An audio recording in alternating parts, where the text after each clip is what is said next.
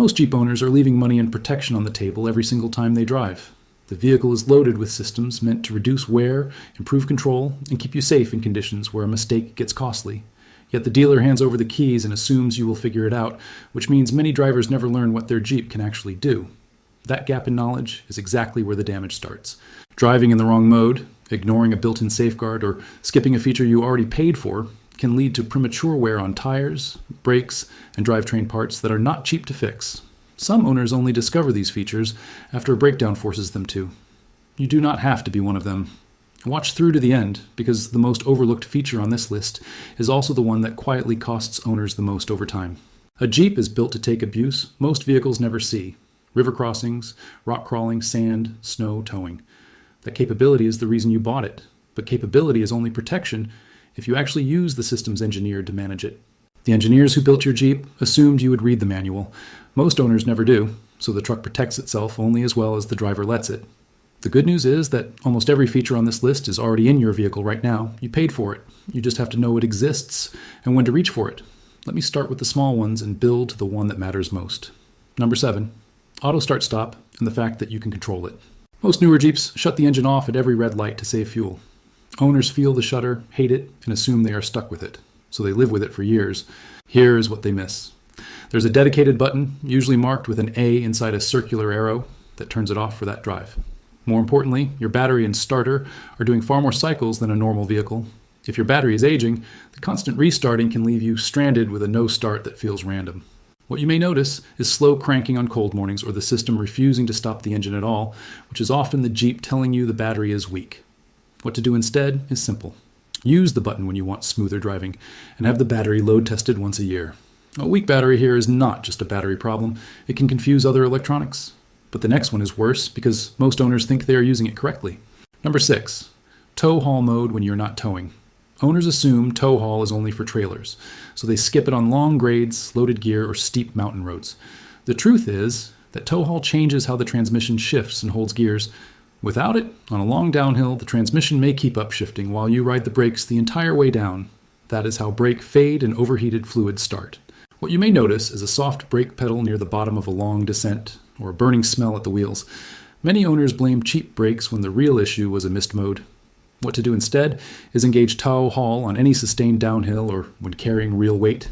It lets the engine help slow the vehicle so the brakes are not doing all the work. This one saves your brakes. The next one can save your transmission and your nerves on a steep trail. Number 5, select speed or hill descent control. On capable Jeep models, there's a system that crawls the vehicle down a steep grade at a set speed without you touching the brake or throttle.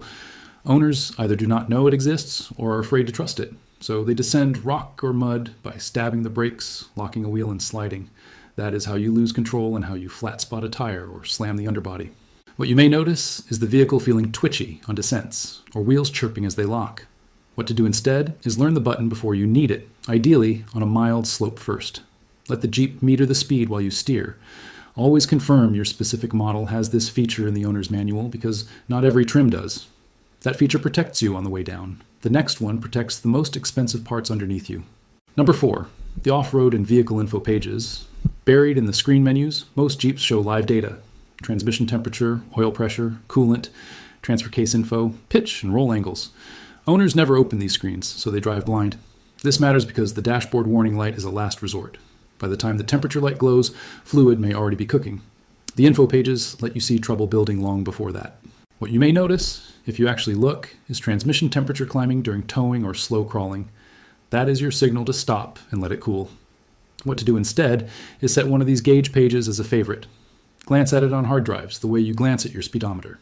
This is where many owners accidentally make the repair bill larger, because the next mistake usually starts long before any light appears. Number 3, the oil life monitor and severe duty schedule. Your Jeep tracks oil condition and tells you when service is actually due. Owners ignore it and either change oil too late or blindly follow a sticker from a quick lube shop. The hidden trap is duty cycle. Short trips, towing, dust, sand, and extreme heat all count as severe service, which often means shorter intervals than the easy driving number. What you may notice is the monitor reaching 0 faster than you expected. That is not a glitch. That is the Jeep accounting for how you actually drive. What to do instead is follow the monitor, but verify the severe duty schedule in your manual if you tow, off-road, or do mostly short trips. When in doubt, a certified technician can confirm which schedule fits your use. So that habit keeps the engine alive. The next one is about a system most owners are quietly abusing. Number 2, the electronic sway bar disconnect on equipped models. Certain Jeeps can electronically disconnect the front sway bar for more articulation off-road. The mistake goes both directions. Some owners never use it and wonder why the ride is harsh on trails. Others forget to reconnect it and drive home on the highway disconnected. Driving disconnected at road speed can mean far more body roll in corners, which is a handling and safety risk. What you may notice is a warning in the cluster or the Jeep leaning more than usual in turns. What to do instead is disconnect only at low off-road speeds and confirm it reconnects before you hit pavement. The system usually limits reconnection to lower speeds for a reason, but none of these compare to number 1, because this is the feature that quietly drains drivetrains and wallets across the entire Jeep lineup. And finally, number 1, knowing your exact four-wheel drive system and using the right mode. Not all Jeeps use the same setup. Some have full-time all-wheel drive that you can leave engaged. Others have a part-time system that must not be left in 4-high on dry pavement. Here's the costly part. On a part-time system, locking the front and rear together on dry, high-grip roads causes driveline binding when you turn. Over time, in some cases, that stresses the transfer case, U-joints, and tires. What you may notice is hopping or chattering in tight turns on pavement, or a clunk when shifting modes. What to do instead is learn which system you have and use four-wheel drive only where it belongs. Use 4-low for slow, heavy work like crawling or steep grades, not for highway speed. Always verify the correct procedure in your owner's manual, since shifting between modes has specific speed and gear requirements. Here's the checklist I would give any owner who wants this machine to last. First, identify your exact 4WD system in the manual and write down which modes are safe on pavement. Second, learn the buttons for tow, haul, hill descent, and sway bar disconnect before you need them on a trail. Third, set a vehicle info page to show transmission temperature and watch it when towing or crawling. Fourth, have the battery load tested yearly, especially with auto start-stop. Fifth, follow the oil life monitor and confirm whether your driving counts as severe duty. Sixth, never leave a part-time system locked on dry roads. And if you ever feel binding, chattering, a soft brake pedal, or rising fluid temperatures, stop driving and diagnose it before you turn a cheap fix into an expensive one. When unsure, confirm with a certified Jeep technician.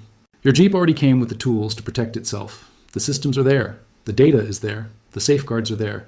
What it cannot do is force you to use them. Most of the damage owners pay for later traces back to a feature they never learned, a mode they used wrong, or a warning they could have seen days earlier on a screen they never opened. If you own one of these machines, subscribe. This channel is built around helping owners understand what they already paid for. Know the machine before it costs you.